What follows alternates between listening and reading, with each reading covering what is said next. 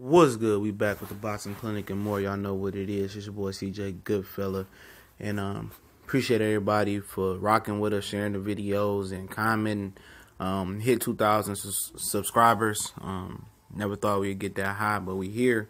And don't forget, you want to donate. Donate button is in the description, along with the new channel for this tech channel I started to help you, cut the cost of cable. Get your pay-per-view boxing, get your regular boxing.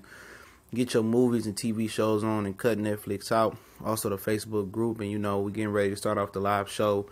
Putting together, some people to come on to do the live show with me, and eventually it evolve into a radio show, and we go into fights and getting some interviews and stuff of that nature. So, every dollar and dime counts. So appreciate it. But I seen an interesting question in the boxing group on the thread.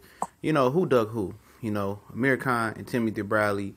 Mainly at 140 pounds. I remember, Bradley had basically what was billed as a top 140-pound fight at the time versus Devin Alexander.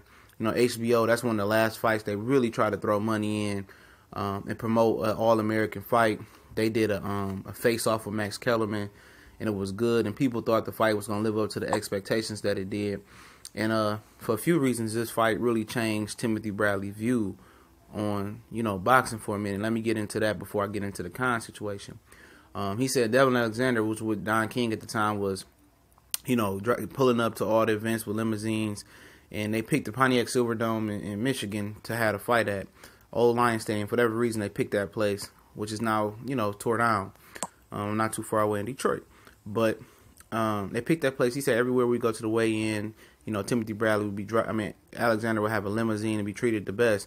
When he was with Gary Shaw, he'd be getting out of a white, work van and stuff of that nature. So at that point, that fight, was ugly. Timothy Bradley made it a rough night for Devin.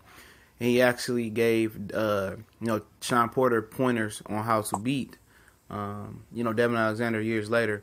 But, he was billed as the top 140-pound guy, junior welterweight, after that fight. I think Khan might have got knocked out or something along the way where, he kind of faded away. But Amir Khan was really pushing for that Timothy Bradley fight at the time. But, that fight didn't blow up like it was supposed to. It was a nasty fight. People complained about how ugly it was with Timothy Bradley using his head. Bradley fought Lamont Peterson on Showtime before that. Then came back on HBO and they tried to throw money into him.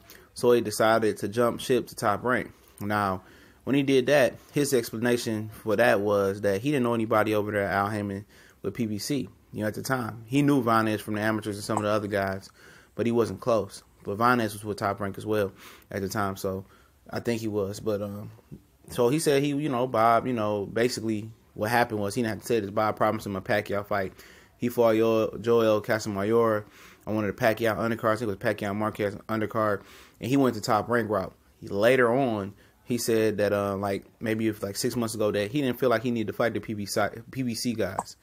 So basically he said, I don't need those guys, and made people believe that he didn't want no smoke with them, and that's why he signed with Top Rank.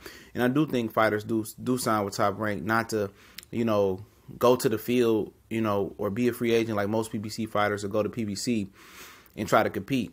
I think they perfectly fine being the best at Top Rank and fighting subpar competition. And I think that's what Timothy Bradley did. I think Timothy Bradley was the guy that ducked Amir Khan.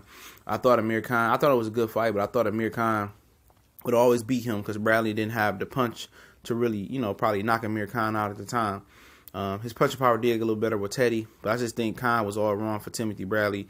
Khan even, whispered in his ear one of the fights that you won't have any balls or kahunas or something like that. And Bradley just sat there and just took it and didn't say too much. I always thought that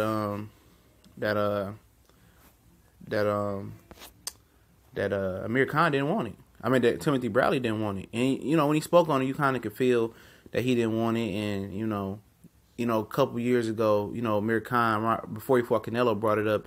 He said, what about Timothy Bradley? And then Timothy Bradley, late last year or the year 16 or something that said he didn't want to fight the PBC guys. He was on record.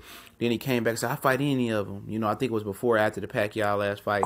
And then he was like, basically after that, he had retired. He said, I fight them all. And then he retired after that. So in my mind, mentally, I don't think he ever thought he was on par with a lot of the PBC guys. A lot of those guys and other guys, not just limited to PBC, because Amir Khan was with Golden Boy some of that time as well. But Timothy Bradley used to be the run. He used to get beat up in all the tournaments. But remember, he was fighting at, junior welterweight with Boo Boo and Keith Thurman. They was way bigger than him. When he got to the pros, Joel Diaz gave him a pro style, and they moved down a couple weight classes in the pros from like 150 something in the amateurs to 140 in the pros. And he's fighting guys more of his own size. He got a nutritionist, so that made a key deal. But he always knew when he went to welterweight. A lot of those top-ranked guys, they don't want to really fight PBC guys. I think Crawford is the exception. But, if he continues to re-up and sign these long-term deals or get tucking these deals in top rank, I don't believe he's going to fight him as well. But I always thought Amir Khan was just, was just the wrong style for Timothy Bradley. Thought he was too quick, too long, too rangy. And that's my opinion on that. I just thought Timothy Bradley really never wanted that fight. Looking at him speak about Amir Khan, especially when Amir Khan whispered in his ear, say you don't have no kahunas or whatever it was. You can even tell by Timothy Bradley's demeanor. He didn't even get mad or upset. It was no fiery Bradley. He sat there and took it, and I always thought that he thought, Amir would whoop him. But we gone.